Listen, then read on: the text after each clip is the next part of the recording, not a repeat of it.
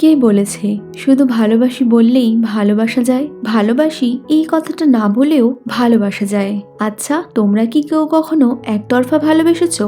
চোখের সামনে তোমার ভালোবাসার মানুষটি থাকা সত্ত্বেও কোনো এক অদৃশ্য প্রাচীর সবসময় তোমাদের ভালোবাসার মাঝে এসে দাঁড়িয়েছে। যদি এমন কোনো ঘটনা তোমাদের সাথে হয়ে থাকে, তাহলে আজকের গল্প তোমাদের সেই অনুভূতিতে ফিরিয়ে নিয়ে যাবে।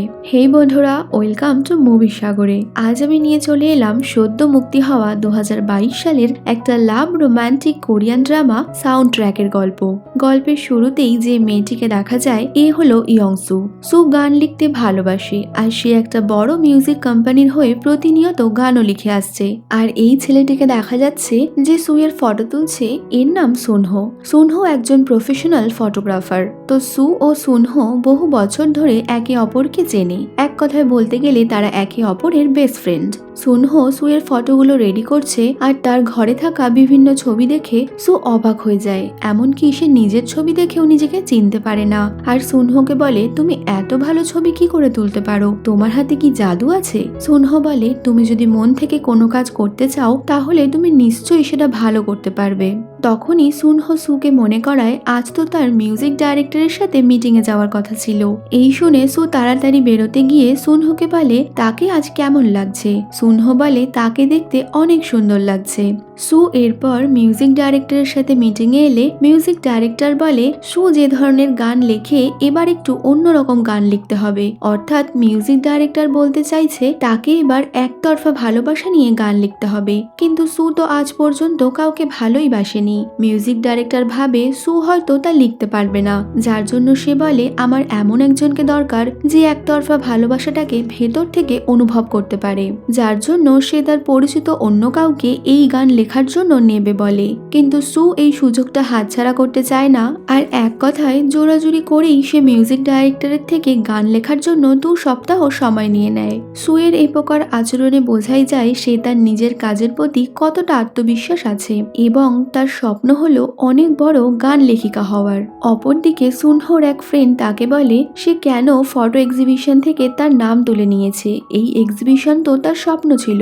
সুনহো তার ফ্রেন্ডের কথায় উত্তর দিত, এর মধ্যেই সু এর মেসেজ আসে যেখানে লেখা ছিল, আমার সাথে তাড়াতাড়ি দেখা করো। আর সুনহো তৎক্ষণাৎ সু এর সাথে দেখা করতে তাদের এলাকার একটা রেস্টুরেন্টে আসে। এই রেস্টুরেন্টটা তাদেরই ফ্রেন্ডদের, যারা আগে একে অপরের বেস্ট ফ্রেন্ড ছিল ও পরবর্তী সময় একে অপরকে বিয়ে করে বেশ সুখেই আছে। সুনহো দেখে সু অনেক নেশা করেছে। সু বলে, তুমি কি একতরফা ভালোবাসার ব্যাপারে কিছু জানো? মিউজিক ডাইরেক্টর আমাকে একতরফা ভালোবাসা নিয়ে গান লিখতে না পারার কারণে রিজেক্ট করে দিয়েছে, তবুও আমি জোর করে সময় নিয়েছি গান লিখবো বলে। একতরফা ভালোবাসা কি জিনিস? যদি কাউকে ভালোবাসো তাহলে সামনে গিয়ে বলে দাও যে তুমি তাকে ভালোবাসো। সুনহো সু এর কথাগুলো একভাবে শুনতে থাকে, যা দেখে সু বলে, সুনহো তুমি তো ভালোবাসা সম্পর্কে অনেক কিছু জানো, তুমি আমার বাসায় এসে থাকো আর আমায় গান লিখতে সাহায্য করো। কিন্তু সুনহো তাকে সরাসরি বলে দেয় সে একজন ফটোগ্রাফার, সে তাকে গান লিখতে সাহায্য করতে পারবে না। তো যাই হোক, প্রচন্ড নেশা করার কারণে সুনহো সুকে বাসায় পৌঁছে নিজের স্টুডিওতে আসে। এরপর সে নিজের কম্পিউটারে সুয়ের ফটোগুলো দেখতে থাকে। সে খুব মন দিয়ে এক এক করে সুয়ের ফটোগুলো দেখছে আর তার মুখে এক অন্যরকম হাসি। হ্যাঁ, তোমরা ঠিকই ধরেছ, ভালোবাসার হাসি। আসলে সুনহো অনেক বছর থেকে সুকে পছন্দ করে, কিন্তু সে কখনোই সুকে এই কথা বলতে পারে না, কারণ বহু বছর আগে সু বলেছিল দুজন বেস্ট ফ্রেন্ড কখনো একে অপরকে ভালোবাসতে পারে না, কারণ ভালোবাসার ব্রেকআপ হলে তাদের বন্ধুত্ব শেষ হয়ে যায়। আর সুয়ের কথায় সুনহো নিজের ভালোবাসাকে সুয়ের থেকে প্রতিটা সময় আড়াল করে এসেছে, কারণ সে সবসময় সুকে দেখতে পাচ্ছে, তার সাথে কথাও বলতে পারছে, কিন্তু তাদের ব্রেকআপ হলে সে আর সুকে দেখতে পাবে না। আর এই কষ্টটা সুনহো সহ্য করতে পারবে না, যে কারণে সে নিজের ফিলিংস নিজের অন্তরেই রেখে দিয়েছে। পরের দিন সুনহো তার জিনিসপত্র নিয়ে সুয়ের বাড়ি চলে আসে। সু তাকে দেখে অনেক অবাক। সে বলে, তুমি কি সত্যি আমার সাথে থাকতে এসেছো? সুনহো বলে, আমি কিছুদিন পর কোরিয়া থেকে চলে যাব, তো ভাবলাম যে কটা দিন আছি তোমার সাথে কাটিয়ে যাই, এতে আমারও ভালো লাগবে আর তোমারও হেল্প হয়ে যাবে। তো এরপর থেকে সুনহো সুয়ের সমস্ত কাজ করে। তো সে প্রতিদিন সুকে সকালে ব্রেকফাস্ট বানিয়ে খাওয়ায়, যাতে সু অনেক ভালোভাবে নিজের গান লিখতে পারে। ফাঁকা সময় তারা গল্প করে, এমন এমনকি একসাথে ডিনারও করে। ডিনার করাকালীন সু নিজের ফোন থেকে মিউজিক ডাইরেক্টর মিস্টার কাং এর ফটো দেখিয়ে তার ব্যাপারে অনেক ভালো ভালো কথা বলে। আর সুনহো তো সুয়ের মুখে অন্য কারোর প্রশংসা শুনে প্রচন্ডভাবে জেলাসি করতে থাকে। এরপর তারা একসাথে অনেক ড্রিঙ্কস করায় তাদের নেশা হয়ে যায়। আর নেশার এক পর্যায়ে সুনহো তো সুকে বলেই দেয়, আমার সামনে তুমি অন্য কারো প্রশংসা করবে না। কিন্তু নেশার কারণে সু কিছুই বুঝতে পারে না এবং তারা দুজনেই মাটিতে শুয়ে পড়ে।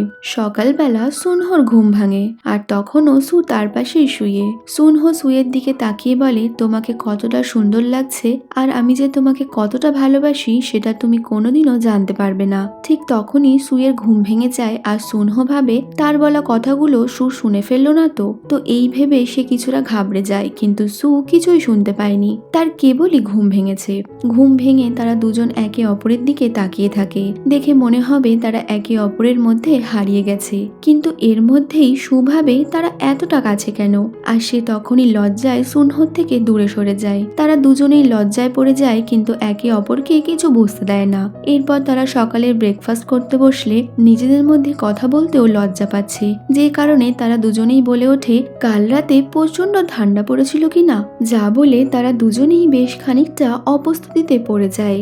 এরপর সু সুনহোকে নিজের লেখা গানের কিছুটা অংশ শোনালে সুনহো বলে, কিছু তো ঘাটতি আছে, এই গানে সেই অনুভূতিটা নেই যা একতরফা ভালোবাসায় হয়ে থাকে। একতরফা ভালোবাসা অনেকটা না বলতে পারা কষ্টের মতো, যা তোমার ভেতর ভেতর তিল তিল করে মারবে কিন্তু তোমার কাছে কিছু করার থাকবে না। সুনহোর মুখে একতরফা ভালোবাসার এরকম কথা শুনে সু বলে, তুমি একতরফা ভালোবাসার অর্থ এত ভালোভাবে কি করে জানো? তুমি কি কাউকে একতরফা ভালোবাসো? কে সেই মেয়ে যাকে তুমি এমন ভালোবাসো? তার নাম বলো।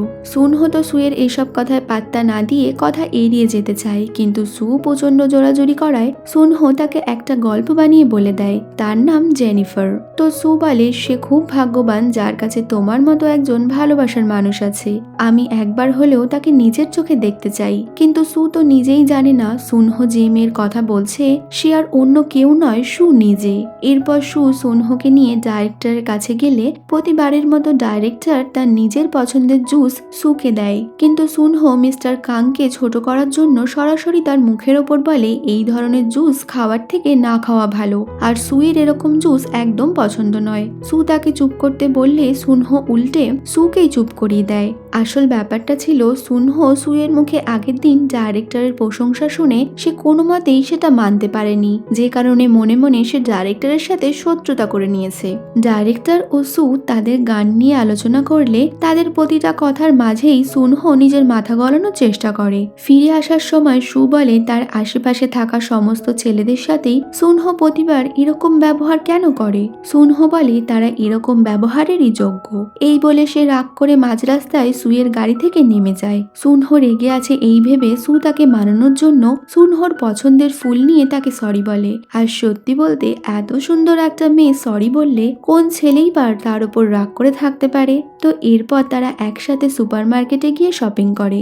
শপিং করে তারা একসাথে রাতে বাসায় ফিরলে তাদের বাসায় আসার আগেই সুয়ের মা বাসায় এসে সুয়ের জন্য অপেক্ষা করছিল। তো হঠাৎই মাকে দেখে সু ও সুনহো কিছুটা অপ্রস্তুতিতে পড়ে যায়। তারা দুজনেই একসাথে বলে ওঠে তারা একে অপরের বেস্ট ফ্রেন্ড। সু বলে সুনহোর থাকার জায়গা নেই, সাথে সে তাকে গান লিখতেও সাহায্য করছে। সুয়ের মা কিছুটা রাগ দেখিয়ে তাদের দুজনকে বসতে বলে আর সামনে কিছু কার্ড রেখে সেখান থেকে সুনহোকে 3টে কার্ড চুজ করতে বলে। আসলে সুয়ের মা কার্ডের মাধ্যমে লোকের ভাগ্য নির্ধারণ করতে পারে আর সে সুনহোর মনের কথা জানতে চেয়েছিল, যে কারণে তাকে কার্ড চুজ করতে বলে। সুনহো কার্ড চুজ করলে সুয়ের মা বলে, আমার মনে হয় তুমি কাউকে মন থেকে পছন্দ করো, কিন্তু আজ পর্যন্ত তাকে মনের কথা জানাতে পারোনি। এই শুনে সু ভাবে মা নিশ্চয়ই জেনিফারের কথাই বলছে। এরপর সুয়ের মা চলে যাচ্ছিল, তখনই সুনহো তাকে বাইরে ছাড়তে এলে সুয়ের মা বলে, আমি জানি তুমি সুকে ভালোবাসো, তাই যত তাড়াতাড়ি পারো সুকে মনের কথা জানিয়ে দাও। আমার মনে হয় সুও তোমাকে পছন্দ করে। তো পরের দিন ভোর 4:30 তারা দুজনেই মর্নিং ওয়াকে বেরোয়। আসলে সুয়ের বস ডাইরেক্টর কাং তাকে বলে ভোরবেলা সকালবেলায় উঠে মর্নিং ওয়াক করলে নাকি মাইন্ড ফ্রেশ রেখে সে নিজের গান লিখতে পারবে।